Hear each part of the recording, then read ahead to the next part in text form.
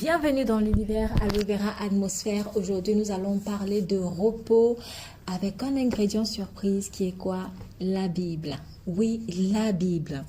Alors, je vais partager rapidement dans ce podcast une méditation personnelle, une réflexion que j'ai faite, mais en fait qui est le fruit d'une méditation personnelle, alors que j'étais vraiment en proie à des pensées très culpabilisantes par rapport au repos. Oui, par rapport au repos, parce que j'avais du mal à me reposer. Alors, j'arrivais à dormir, c'est vrai, mais prendre du temps de repos, des congés pour moi, vraiment sans rien faire, se relaxer, profiter par exemple de la nature, ce genre de choses, c'était très difficile parce que il y a toujours une petite pensée qui te dit « Ah mais tiens, il te manque ceci que tu n'as pas fait, oh là là, telle tâche tu l'as pas encore faite, ah oui, et telle personne qui a besoin de toi, etc.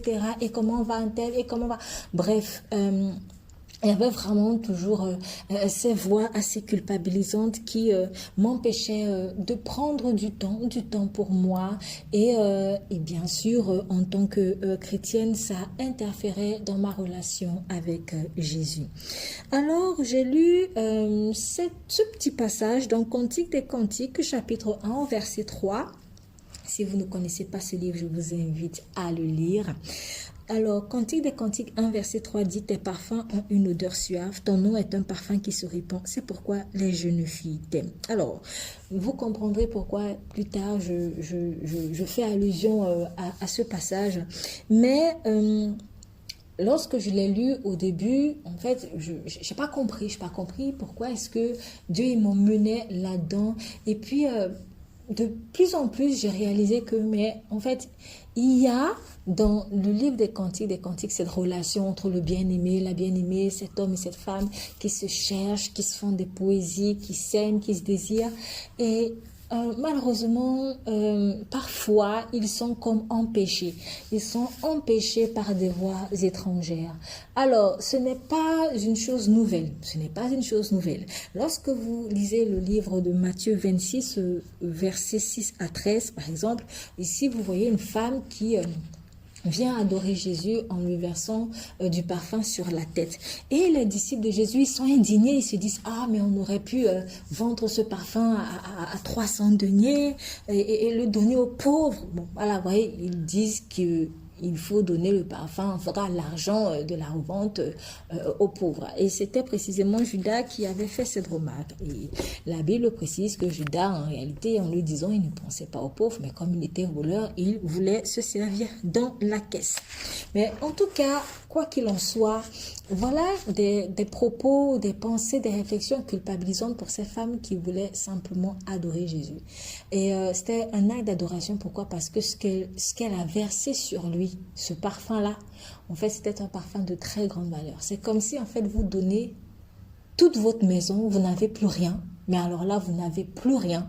Je sais pas, vous videz votre compte pour Dieu et par la foi, vous n'avez plus rien tellement vous ne savez même pas comment lui dire merci.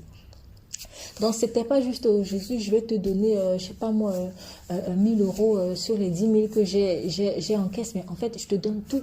Je te donne tous ces 10 000 là. Je te donne toute ma maison, je te donne mes enfants, je te donne ce que j'ai de plus cher. Je te donne ce que j'ai de plus cher et je le déverse sur toi. C'était vraiment un acte d'adoration et malgré cela, elle s'est fait, on va dire, reprendre par les disciples qui disaient, mais bon, ça, on aurait pu donner aux pauvres et tout. Et moi, ça m'a touchée. Pourquoi? Parce que ça m'a fait penser à ce poids que j'avais tantôt dans mon cœur, une pensée selon laquelle je ne penserai pas assez aux pauvres. Le problème est que j'avais le sentiment en même temps que je ne prenais plus soin de moi à cause des personnes démunies. Parce que bon, ça c'est quelque chose que j'ai très à cœur et que je fais à la mesure des moyens que Dieu me donne. Mais voilà, ça commençait à peser un peu plus sur moi parce que je ne pensais plus à moi et parfois je m'oubliais même. Donc il n'y a pas que les personnes démunies au sens matériel du terme, mais il y avait aussi des personnes dont je prends soin d'un point de vue que j'accompagne spirituellement et autres. Et voilà, ça commençait vraiment à peser parce que j'ai l'impression en fait d'étouffer et moi de disparaître et de plus vivre et avec le risque bien sûr de devenir improductif. Mais j'ai réalisé que c'était le diable qui derrière ces voix méchantes en fait voulait utiliser contre moi une fausse compassion envers d'autres personnes, les personnes des miens en particulier, pour m'accabler afin d'interférer dans ma relation d'amour avec mon bien-aimé Jésus. Je vais lire ici une introduction au livre des Cantiques dans la Bible que j'utilise en ce moment, dans la version seconde 1910. Alors, c'est dit, l'amour est un don de l'Éternel pour tout couple. Ce livre, le Cantique des Cantiques, ce livre contient les dialogues d'un homme et d'une femme qui se cherchent, se trouvent, se perdent et se recherchent. Des voix étrangères interrompent parfois ces dialogues, et ces interférences humaines entravent l'harmonie du couple qui souhaiterait vivre un amour continu. Ces personnages qui interfèrent sont les frères Salomon, mentionnés à 6 reprises, les filles de Jérusalem, évoquées 7 fois, et les gardes. En somme, l'amour est une flamme du Seigneur que même les grandes eaux ne peuvent éteindre. Voilà. Donc on nous dit ici que voilà, on a un homme et une femme qui se déclarent leur flamme, qui se désirent, qui se font des poésies, etc. Si vous avez le livre des Cantiques, vous comprendrez. Mais dans leur relation, il y a des interférences. Il y a Salomon qui parle, il y a les gardes qui parlent aussi, il y a des frères qui parlent, il y a plein de personnages et bon, ça fait que ils sont plus tranquilles, on va dire ça comme ça. Et de même, dans Matthieu 26, la voix des disciples qui méprisaient l'acte d'adoration de la femme envers Jésus interférait dans, en guillemets, leur couple. Voilà.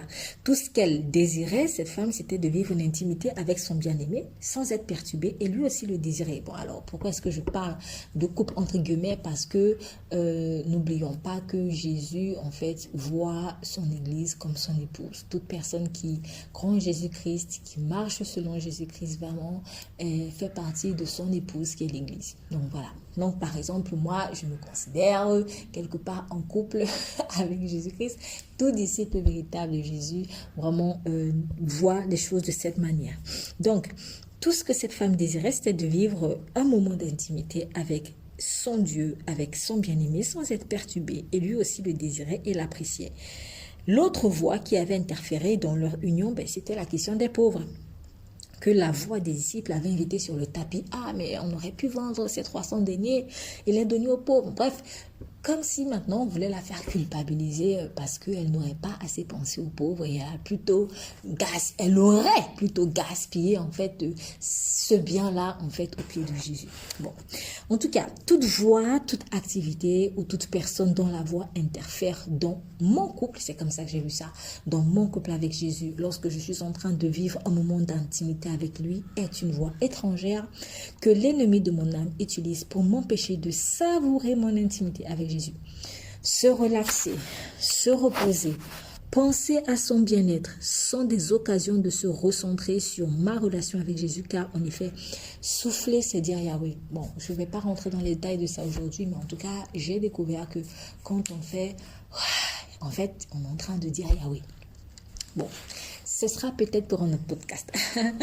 En soufflant ainsi, en fait, ce qui revient à invoquer le nom de Yahweh, je recharge mes batteries spirituelles et même psychiques et physiques aussi pour pouvoir poursuivre ma marche avec Jésus. Donc, je reçois davantage de sa vie, de son esprit, puisque c'est en soufflant dans les narines de l'homme que Dieu lui fit devenir une âme vivante. Ça, vous le voyez dans Genèse 2 au verset 7. De même, c'est par le souffle de sa bouche, sa parole, qu'il fit revivre les ossements desséchés dans Ézéchiel 37, versets 8 à 14. Je vais lire juste le verset 9 qui dit « Il m'a dit, prophétise à l'intention de l'Esprit, prophétise, fils de l'homme, tu annonceras à l'Esprit, voici ce que dit le Seigneur l'Éternel.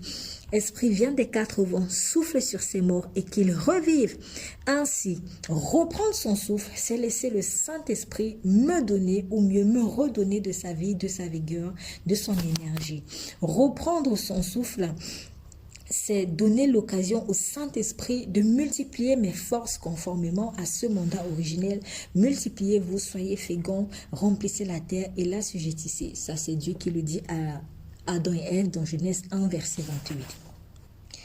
En effet, nous voyons que lorsque le Saint-Esprit est entré sur les morts dans Ézéchiel 37, ces morts devinrent une armée très nombreuse. C'est précisément au verset 10, on le dit.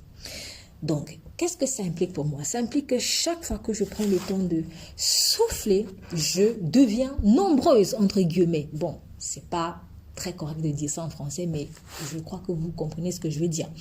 En fait, je deviens nombreuse, c'est-à-dire quoi? Je deviens tout simplement plus forte. C'est comme si, en fait, Dieu m'a mise à mort sur plein de domaines de ma vie, même les domaines où j'ai commencé à porter du fruit pour lui, et les domaines où je ne porterai pas encore de fruits pour lui. En fait, il m'a mise à mort dans tous ces domaines-là. Et quand je prends dans le temps de souffler, je suis mise à mort. Et quand je sors de ce moment de repos, eh ben, je revis. Je revis. En fait, je ressuscite. Voilà, c'est ça. Je ressuscite.